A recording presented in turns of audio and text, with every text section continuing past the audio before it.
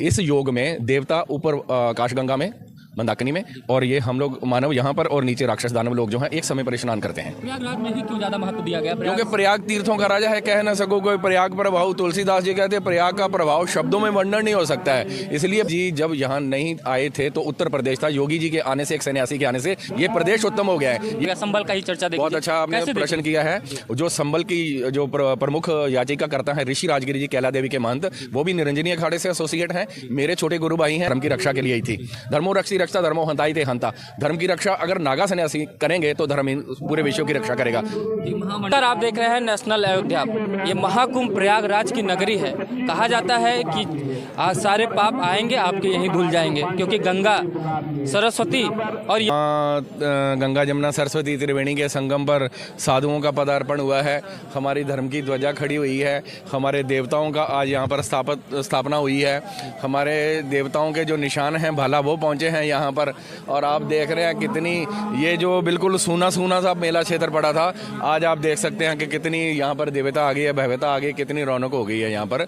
और ये दिव्य कुंभ है, ये अमृत कुंभ है, ये एकता कुंभ है। और हमारे यशस्वी प्रधानमंत्री माननीय प्रधानमंत्री नरेंद्र भाई मोदी और यशस्वी हमारे जो मुख्यमंत्री हैं उत्तर प्रदेश के योगी आदित्यनाथ जी, उनका प्रयास जो है वो सफल हुआ है। महाकुंभ से क्या एक एकता का भी संदेश जाता है समाज को? देखिए यहाँ हर प्रकार के 13 अखाड़ों हैं, 13 अखाड़ों के 13 इष्ट हैं। आप ये देख सकते हैं कि ये कितना समन्वय है, कितना सद्भावना है, कि कितना एकता का संदेश जा रहा है कि अलग अलग लैंग्वेज, अलग अलग बिलीफ को मानने वाले सब लोग जो है यहाँ पर एकत्रित होते हैं। और ये दुनिया का, ये पूरे वर्ल्ड का सबसे बड़ा रिलीजियस ये जो गैदरिंग हो रही है वो यहीं पर देखने को मिल सकती है। ये गंगा जी के पे कुछ लोग सवाल उठा रहे थे कि आचमन करने लायक नहीं। क्या आपने गंगा जी को देखा? क्या लग रहा है गंगा जी पहले के तरीके से? हम तो गंगा जी के किनारे पर ही रहते हैं। ऋषिकेश फुटेल ऑफ हिमालय, हम तो हिमालय से आए हैं। गंगा तब दर्शनात् मुक्ति, शास्त्र ये कहता है कि गंगा जी का दर्शन करने से मुक्ति होती है। गंगा गंगेति या ब्रूह्यात् योजनान्ते क्षतेरपि विमुच्यते सब पापे भयो विष्णु लोकम स गच्छति। अगर 100 योजन से कोई गंगा कहता है तो वो पावन पवित्र हो जाते हैं, तो गंगा कैसे मैली हो सकती है? और जब गंगा धराधाम पर आई है और तब ब्रह्मा जी के कमंडल से जब निकलती और विष्णु भगवान के श्री चरणों को धोती हुई भगवान शिव की जटाओं से सुमेरु पर्वत पर त्रिपित गामिनी होकर के ये गंगा धराधाम पर आई है। उस समय गंगा जी ने भगवान नारायण से ये पूछा था कि मैं जब पापियों के पाप धोऊंगी तो मेरे बाहर मेरे को पवित्र कौन करेगा? उन्होंने कहा जब भी कुंभ लगेगा नागा दिगंबर साधु संत सन्यासी महापुरुष यहाँ पर आएंगे, वो जैसे ही स्नान करेंगे उनके चरणों से तुम्हारा पाप खंडित हो जाएगा। साधुओं के तो आने से गंगा भी तो ढूंढ रही है कि महात्मा आए और यहाँ पर कल्पवास करें। ऐसा क्यों कहा जाता है या किया जाता है कि महाकुंभ में सबसे पहले नागा सन्यासी को ही शाही स्नान के लिए भेजा? देखिए ये एक मुहूर्त होता है जिसकी वजह से 4 जगह पर कुंभ लगता है। उस मुहूर्त के अंदर ही नागा सन्यासियों को स्नान करना होता है। इसलिए 13 अखाड़े हैं और उनके पास टाइम उतना ही डिवाइड किया होता है। वो मुहूर्त कुछ घड़ी का, कुछ समय का होता है।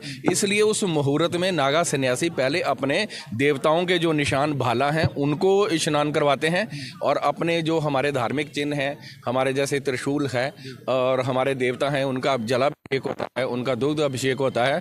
यही तो पौराणिकता है, यही तो मान्यता है। इसलिए जब वो, अब आप ये देखिए अभी कोई भी मंत्री आता है तो उसके साथ उसकी सिक्योरिटी होती है, तो देवताओं की सिक्योरिटी तो नागा ही है ना। जब देवताओं का स्नान करवाएंगे तो सबसे पहले नागा ही तो स्नान करेंगे। कहा जाता है कि जो 33 देवी देवता है हमारे धर्म में, वो भी इस कुंभ में आते हैं अलग अलग स्वरूप में। क्या उनकी रक्षा करने के लिए पहले ही नागा? नहीं, रक्षा, भगवान की रक्षा नागा क्या करेंगे? भगवान की तो कृपा से अपने देवताओं का जो प्रतीक स्वरूप है उसकी सुरक्षा नागा करते हैं। ये त्रिपित गामिनी गंगा है, आकाश, धरती और पाताल पर एक समय पर बहती है।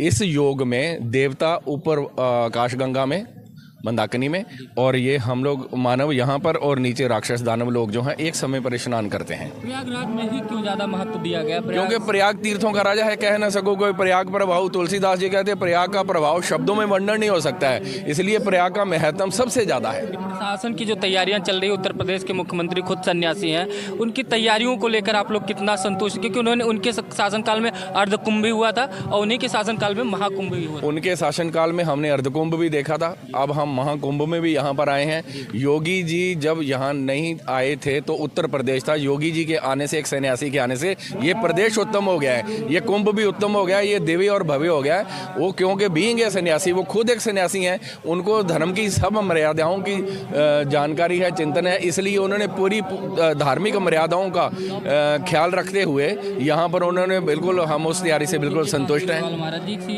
हमारे समाज में आजकल देखा जा रहा है, हमारे सोसाइटी में, कि जगह जगह जो मस्जिद पहले मुगलों ने बनाई थी वहाँ पे शिवलिंग निकल रहा है, हर जगह कहीं भी अभी कूप निकल गया, संबल का ही चर्चा देखिए। बहुत अच्छा आपने प्रश्न किया है।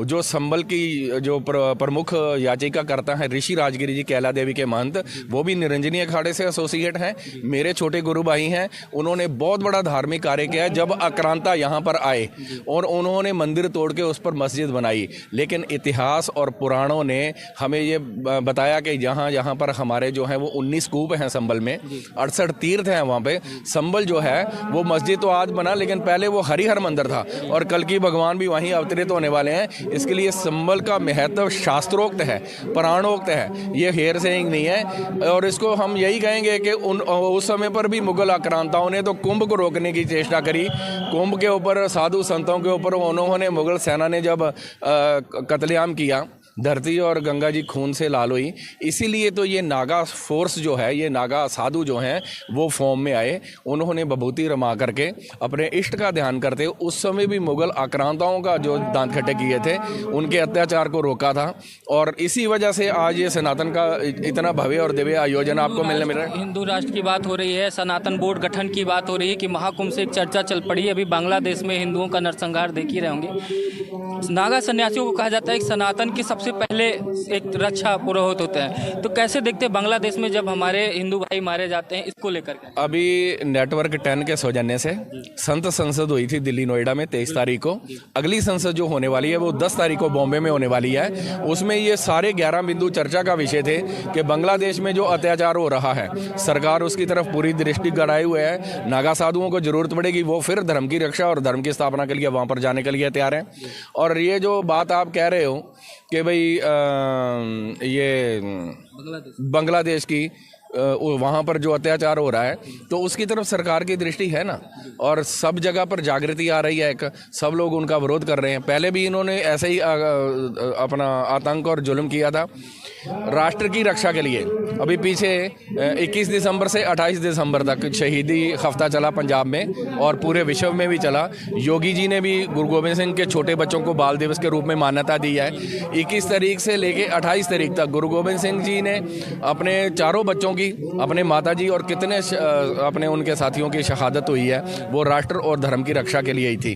धर्मो रक्षी रक्षा धर्मो हंताई थे हंता।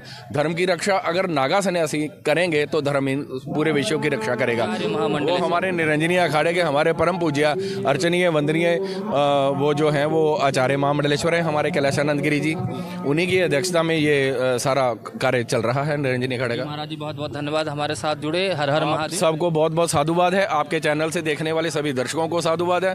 पूरा विश्व जो है वो सुखी हो, समृद्ध हो, ऐसी मंगल कामना के साथ हर हर महादेव।